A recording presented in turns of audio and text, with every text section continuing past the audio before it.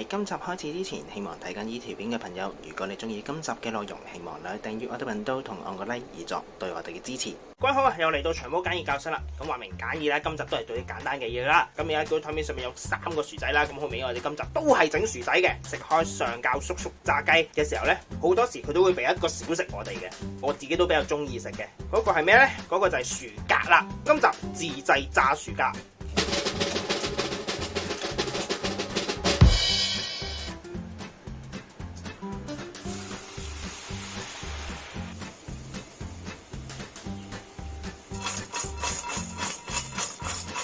其實個做法同炸薯角嗰個差唔多嘅，只不過係多一個工序，同埋會用咗一個比較特別少少嘅工具嘅。我哋而家先將個薯仔嘅外皮洗乾淨，同埋去咗皮先。薯仔而家就全部刨晒皮啦，先浸咗喺水嗰度，防止佢會氧化，因為薯仔其實都會氧化嘅。咁你浸喺水嗰度就可以噶啦。今次我哋會用到嘅工具咧就係呢個啦 ，Mandolin 啦，中文好似叫做切片器啊，或者刨片器啦。有咩咁特別？點解要用到佢先整到薯格呢？特別之處就係咧，佢呢度咧其實佢有2種俾你揀嘅，一種就普通刀片，就刨片用嘅；一種咧就係呢個9華刀片。佢刨出嚟嘅嘢咧就會有波浪形嘅，做啲波浪薯片啊，又或者有人做薯格咧就要用到佢噶啦。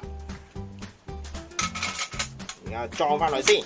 刨嘅時候咧，有樣嘢要留意嘅，就係唔可以一味垂直刨嘅，要刨一次轉一次，刨一次轉一次，你先可以做到個薯格嘅效果嘅。而家咪有做一次俾大家睇啦。我哋先向10點鐘方向刨，刨出嚟咧就係咁樣樣嘅啦。然後我哋會轉，啱啱10點啊，轉向呢個2點鐘方向，咁就變咗一個薯格啦已經。太厚咧，佢出唔到嘅啲紋。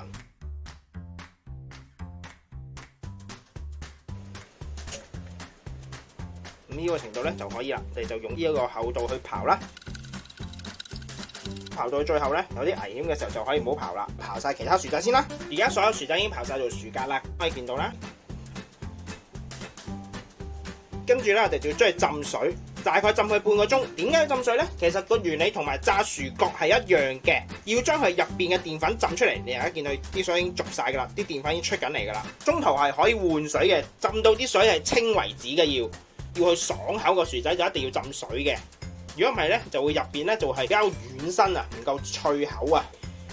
薯格亦都已經浸咗半個鐘啦，見啲水而家係清晰噶啦，唔係頭先咁濁嘅，就可以撈翻晒啲薯格出嚟，然後索水。如果你唔索水直接炸咧，你啲油就彈到周圍係噶啦，到時咧就係你自己受傷嘅啫。所以我哋一定要索一索啲水先，減低咗佢而家嘅含水量。首先我哋會攞2塊布，點解2塊布呢？因為我哋薯格多啊，同埋啲水多啊，浸得耐啊，所以咧我哋會用2塊布嚟索水嘅，然後將啲薯格擺上去，跟住就咁索一索水先等佢。你要大概半個鐘咧等佢索，你而家等佢慢慢索咗水先。當啲薯格索咗水半個鐘之後咧，我哋就會直接用180度嘅油溫炸佢一次嘅。咁點解今次唔係炸佢2次咧？因為啲薯格好薄啊，今次係唔同薯角，因為薯角厚身，我哋就會炸佢2次。好薄身嗰啲咧，我哋炸佢1次就夠啦。如果你炸佢2次，就好容易會燶嘅。而家已經180度啦，咁我哋就可以擺佢落去炸啦。要盡量保持住個油溫係要喺150度裏邊嘅，千祈唔好跌到太低，跌到太低咧佢就會炸唔脆嘅，好容易。如果開始變色咧，就差唔多得噶啦，千祈唔好變到深啡色，深啡色就已經燶噶啦。然後我哋炸埋其他先，當啲薯格炸完咗之後咧，我哋就會加鹽啦。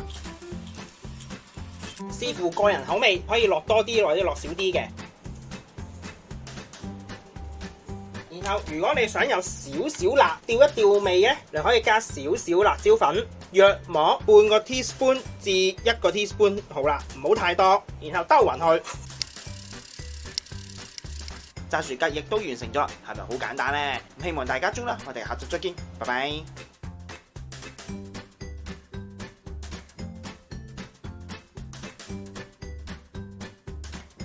而家嚟試一塊啊！